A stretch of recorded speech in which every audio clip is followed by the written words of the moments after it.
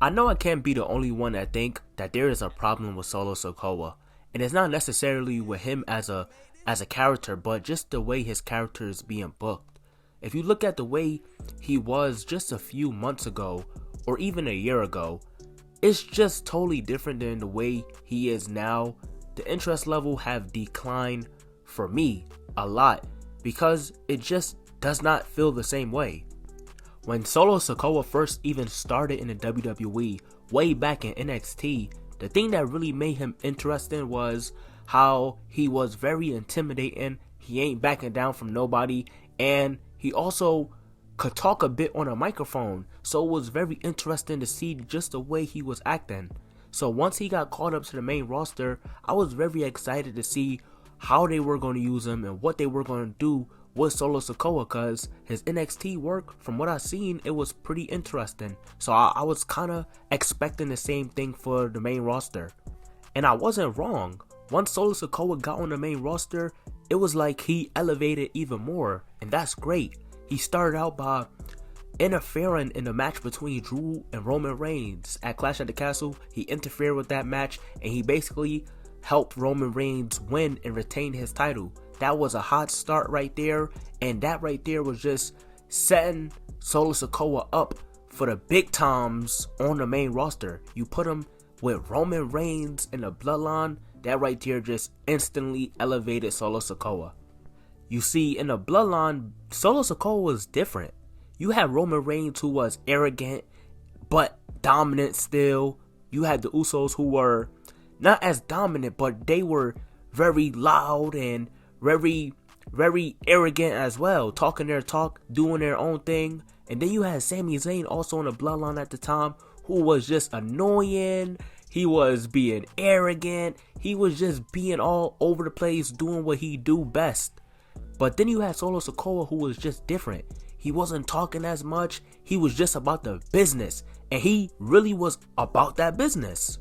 I remember the time where Ricochet and Madcap Moss, they were backstage basically talking crazy to Sami Zayn. They was talking crazy to him. That's when Solo pulled up out of nowhere, just ready to fight, and was swinging on Ricochet and swinging on Madcap Moss, just going crazy, just standing on that business, man. He was just all about the business.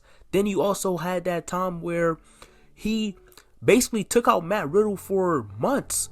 He pulled up in the ring, went crazy on Matt Riddle, and then just threw his hood on and walked out like nothing happened. Just like a stone cold, just vicious monster, man. Solo Sikoa had so many moments where he was looking and just being dominant, and he got to a point where he was perceived as a threat to the roster, man, that you can't mess with Solo or he gonna go crazy. And it even got to a point where even Roman looked like he was scared of Solo at some point.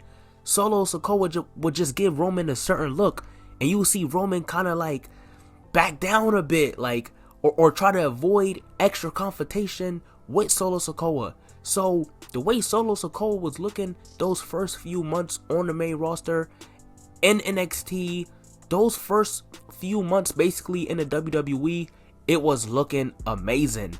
But as time went on, it kind of started to go down a bit. My personal interest for Solo Sikoa, it kind of went down just a little bit once Sami Zayn left the Bloodline, because when Sami and Solo was together, I really like how Sami used to hype up Solo Sikoa, and Solo used to just have his back. I just love the dynamic they had. But once Sami left, it kind of felt a little off. But I still had a lot of interest in Solo Sikoa, and he still was looking very great. But that was until around SummerSlam time, when Roman Reigns and Jey Uso started feuding. I feel as if around that time, that's where the interest for Solo Sikoa went down.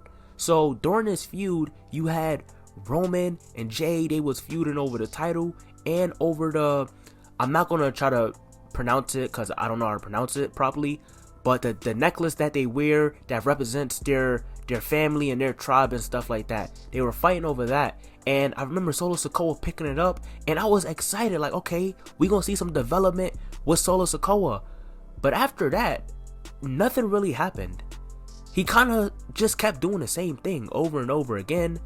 Then Jey Uso, he lost. He lost, right? And then you had Jimmy turn on Jey, and then Jimmy was with Solo, but Solo was one of the people that attacked Jimmy. It kind of wasn't just making sense. Around that time, the Bloodline storyline started to do different turns, but it kind of messed up Solo's momentum. It messed it up because, like, you had Solo Sikoa look like he was ready to, like, attack Roman at some point. You had him attack Jimmy. You had him do these things, but just to stick by Jimmy's side again, just to stick by Roman's side. Multiple times he looked like he was ready to hit Roman, but nothing ever came from that. And then Solo just was basically playing a background role to Roman. He would just stand there, barely talking, help Roman out in his matches. It's like the whole entire thing went from Solo Sikoa looking like a dominant force to like he just being Roman's backup.